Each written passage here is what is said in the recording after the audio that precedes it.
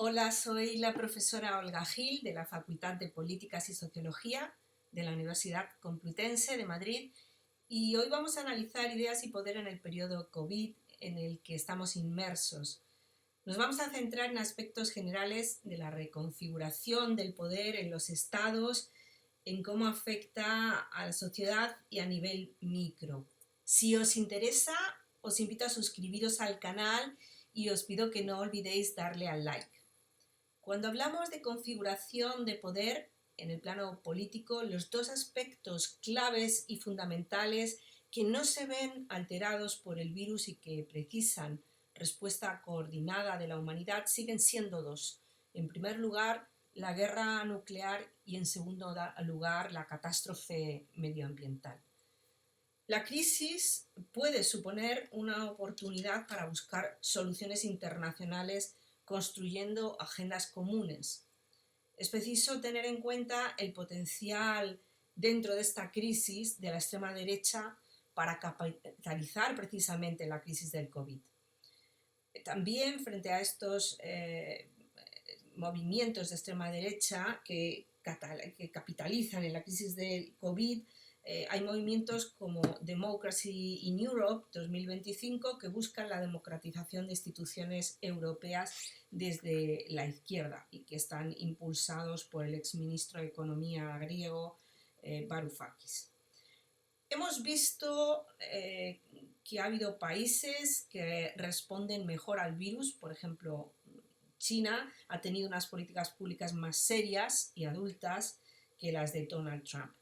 Hay un rango importante de casos sobre los que aprender sobre políticas públicas diferentes. Por ejemplo, en Austria los supermercados no tuvieron restricciones de entrada y se convirtieron en un lugar de alta socialización. En comparación, en Croacia solamente 5 personas han estado permitidas a la vez dentro de los supermercados. Los efectos de estas políticas públicas muestran y enmascaran la incompetencia de muchos gobiernos nacionales. China cambió las líneas de producción y fue capaz de ayudar a muchos países facilitando mascarillas. En India, sin embargo, Moody pide que se aplauda a los cuadros médicos en los días festivos a la vez que les priva de los materiales básicos de protección. Los líderes populistas como Trump en Estados Unidos, Bolsonaro en Brasil, Orbán y Vučić en Serbia, que declaraba inicialmente que el virus no era más peligroso que una gripe, han sido casos extremos.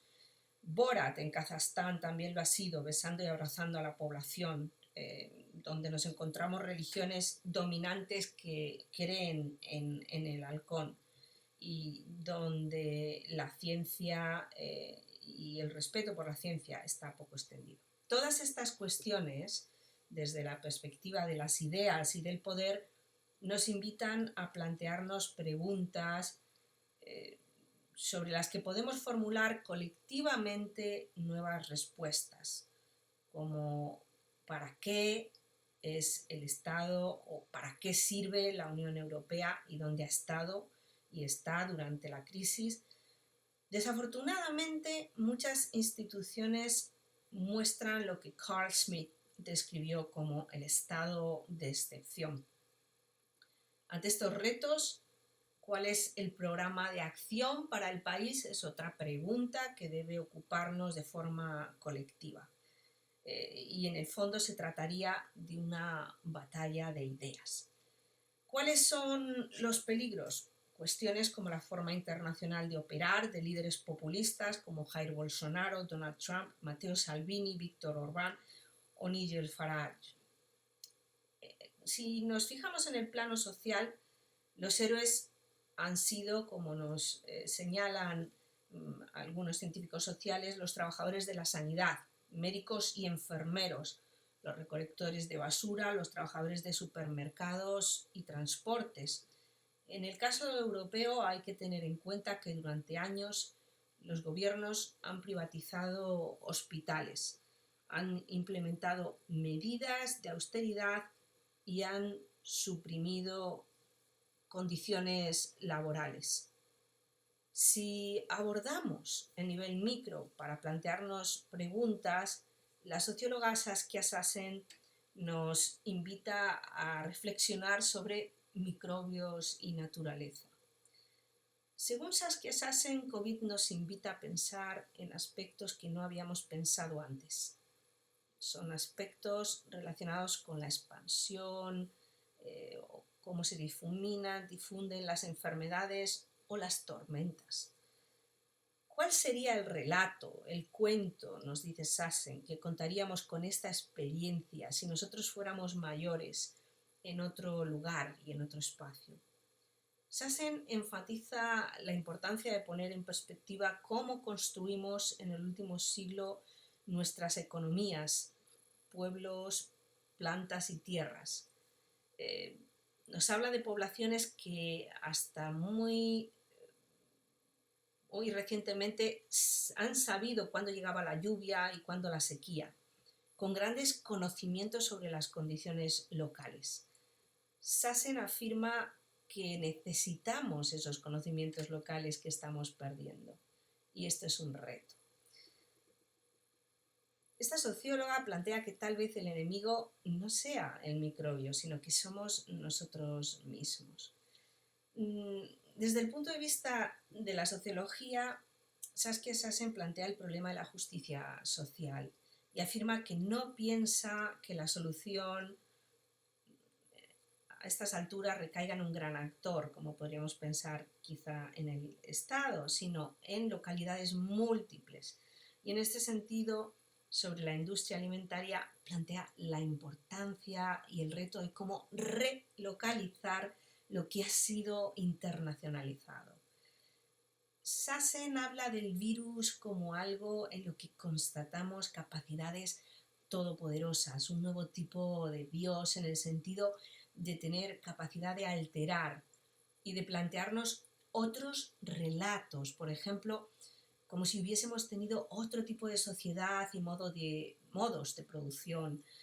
¿Cómo nos habría impactado? Si habría sido de una manera diferente.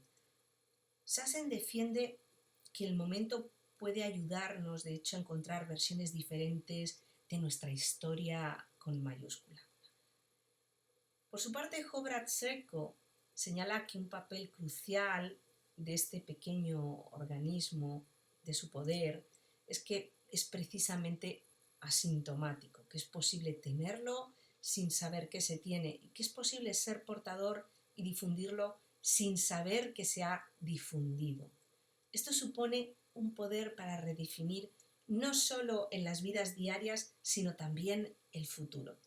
También nos confronta con cuestiones como que la llamada gripe española no quedó muy reflejada en la literatura, a pesar de que muchos personajes históricos fueron afectados por ella, como por ejemplo Walter Benjamin, Franz Kafka o incluso Max Weber, que murió de sus efectos secundarios.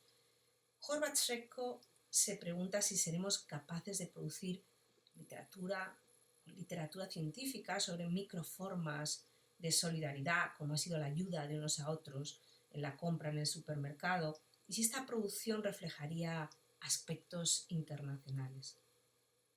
Otra cuestión relacionada con la reconfiguración del poder tiene que ver con la posibilidad de admitir quiebras en las economías políticas que, además de estar interconectadas, han mostrado que nos han fallado.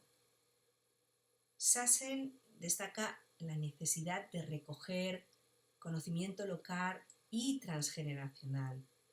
Desde el punto de vista de los retos, hablar del virus, como lo ha hecho Donald Trump, nos recuerda cómo en 1930 Francia aprobó una resolución en el Parlamento declarando que el cólera no les impactaría porque los franceses eran blancos y democráticos, mientras que la enfermedad era un problema asiático y autoritario, ya que, como sabemos, el cólera se genera en India, en Bengala. Por supuesto, el virus llegó y devastó París y borró barrios completos.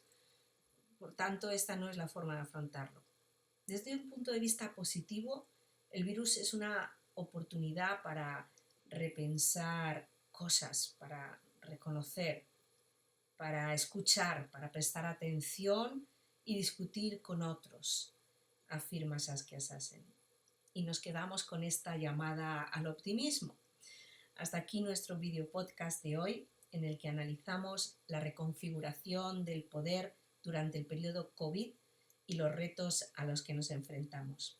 Soy la profesora Olga Gil, de la Facultad de Políticas y Sociología de la Universidad Complutense de Madrid, y esta es una serie sobre ideas y poder en el periodo COVID en el que estamos inmersos. Si os interesa, suscribiros al canal y no olvidéis darle al like. Muchas gracias.